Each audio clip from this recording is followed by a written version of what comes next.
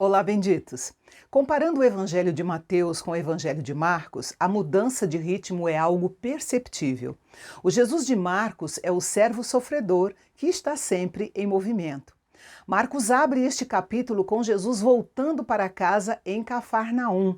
Mas para o servo não existe descanso. A notícia da sua chegada se espalha como fogo e, em instantes, a casa está tão lotada que não cabe mais ninguém. E Jesus então começa a anunciar a palavra. E é aqui que nossa história começa, com um barulho estranho vindo do teto. Imagine a cena. Jesus está ensinando e, de repente, pedaços de barro e palha começam a cair sobre sua cabeça. 4 homens, desesperados para ajudar um amigo paralítico, decidiram que uma multidão não seria um obstáculo. Eles abrem um buraco no teto e descem a maca onde está o paralítico. Em Mateus, o foco muitas vezes está na autoridade do ensinamento, mas aqui em Marcos, o foco está na humanidade do olhar. Note que eles realmente tinham fé de que a cura aconteceria, até porque seria muito mais difícil içar o paralítico pelo telhado outra vez. Eles contavam que ele sairia dali andando. O versículo 5 diz que Jesus viu a fé deles. O servo se deixa interromper porque a dor humana é a sua prioridade. Só que ele faz algo chocante. Antes de mandar o homem andar, ele diz: "Filho, os teus pecados estão perdoados."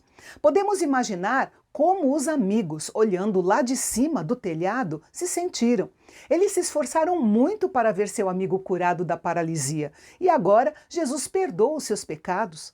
Os escribas, os mestres da lei, que certamente chegaram primeiro e tinham até conseguido lugar para se sentar, estão chocados. Em seus corações, eles pensam que aquilo era um atrevimento, pois só Deus pode perdoar pecados. E eles têm razão.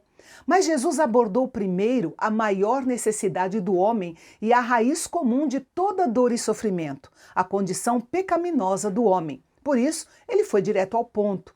Ao perdoar os pecados do paralítico, Jesus imediatamente percebe em seu espírito os pensamentos dos mestres da lei a respeito da sua autoridade e os confronta.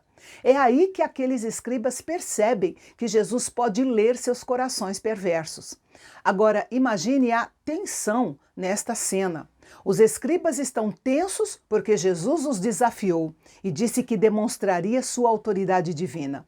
O paralítico estava tenso, pensando se Jesus realmente o curaria.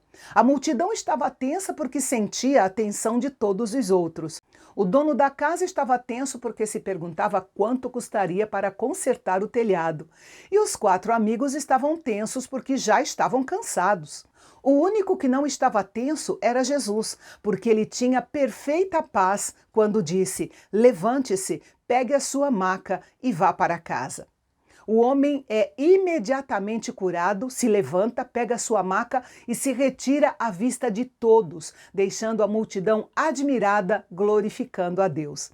Uma curiosidade nesse episódio é que os rabinos tinham um ditado que dizia: "Nenhum doente é curado de sua enfermidade até que todos os seus pecados lhe sejam perdoados."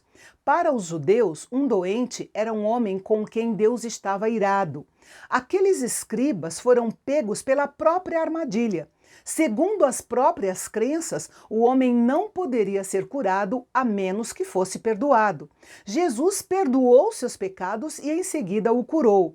Se ele foi curado, é porque foi perdoado. Portanto, naquele momento, o poder de Jesus para curar e a autoridade para perdoar pecados foram comprovados. Sem dar tempo para o fôlego voltar, Marcos nos leva para a beira-mar e Jesus está lá, ensinando uma multidão. Depois, ao passar por uma banca de coletoria de impostos, ele vê Levi, ou Mateus, o autor do Evangelho.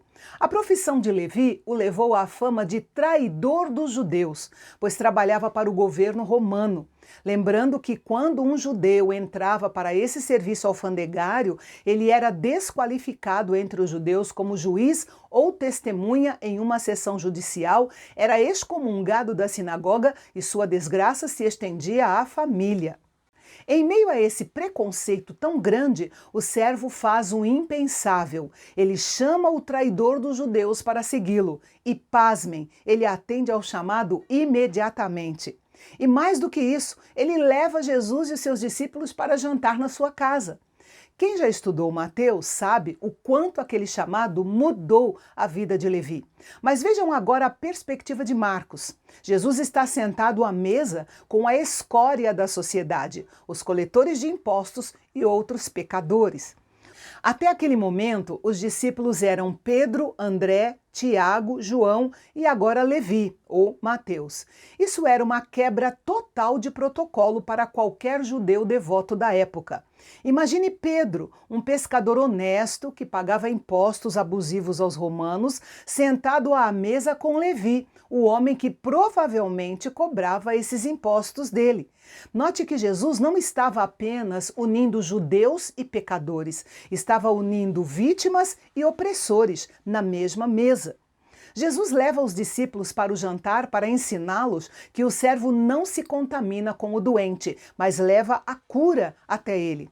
Os discípulos estavam lá como aprendizes de uma nova forma de viver a fé.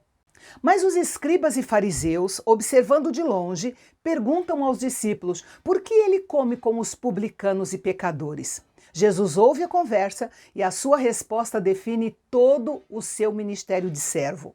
Os sãos não precisam de médico, e sim os doentes. Eu não vim chamar justos, e sim pecadores. O servo sofredor não tem medo de sujar sua reputação para resgatar aqueles que o mundo já descartou. Ele não busca o aplauso dos puros, ele busca a cura dos perdidos. Mas a quebra de protocolo não parou no jantar. Logo em seguida, Jesus é questionado sobre o jejum. Afinal, se os discípulos de João Batista e os fariseus jejuavam com rigor, por que os discípulos de Jesus estavam ali celebrando e comendo? Jesus, então, usa 3 ilustrações que nós já vimos em Mateus, mas que em Marcos ganham um tom de urgência. O noivo, o remendo novo e o vinho novo. O que o servo está dizendo é simples, mas revolucionário. O noivo chegou e a alegria da sua presença é maior que o ritual do jejum. Com esse exemplo, Jesus evocou uma imagem poderosa entre os judeus. Durante a celebração do casamento, que durava uma semana, os próprios rabinos declaravam que a alegria era mais importante do que a observância dos rituais religiosos. Jesus explica também que você não coloca um remendo de pano novo em uma roupa velha, nem vinho novo em odres velhos. Para quem já estudou Mateus, fica claro, Jesus não veio para fazer uma reforma no judaísmo legalista. Ele veio trazer algo completamente novo. O sistema religioso da época era o odre velho, rígido e seco, incapaz de conter o vinho novo, ou seja, a vida e a liberdade que o servo estava derramando. Jesus estava avisando que a sua missão exigiria corações novos, prontos para se expandir com a graça e não corações endurecidos por regras que já não faziam sentido diante da chegada do Salvador. Por fim, o capítulo nos leva a um campo de trigo em um dia de sábado. Os discípulos com fome colhem algumas espigas.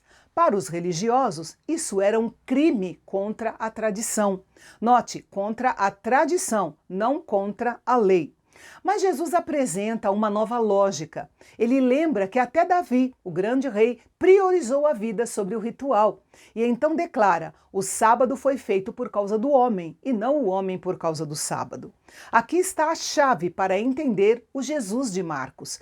Ele é o Senhor do sábado, mas ele usa esse senhorio para servir à necessidade humana. Enquanto os fariseus usavam a lei para prender as pessoas, Jesus usava a graça para libertá-las. Imagine o senhorio de Jesus e o seu papel de servo como 2 lados de uma mesma moeda. Jesus não usa sua autoridade para mandar, mas para libertar. Como Senhor do sábado, ele tem a palavra final sobre o que o sábado realmente significa. E amanhã nós veremos que Jesus estabelece formalmente o grupo de 12 discípulos para expandir sua missão de pregação e libertação espiritual. E redefine o conceito de família, declarando quem são os seus verdadeiros parentes. Não perca o nosso próximo encontro com o servo amanhã aqui no canal Bendito. Até lá!